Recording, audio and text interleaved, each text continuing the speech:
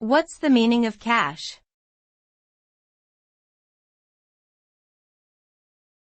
Cache.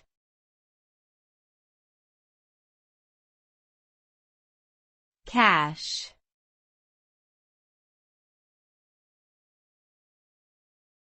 Cache.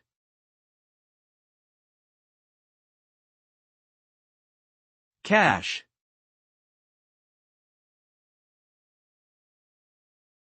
Cache refers to a temporary storage area in a computer or device which contains frequently accessed data that can be quickly retrieved for faster execution of subsequent requests.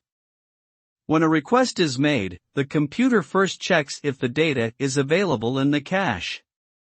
If yes, it is retrieved from there, resulting in faster processing time. This technique helps to reduce the time taken to access data from the primary memory, which is slower than the cache. Caching improves the overall performance of a system and is used in various areas such as web browsers, CPUs, and hard drives.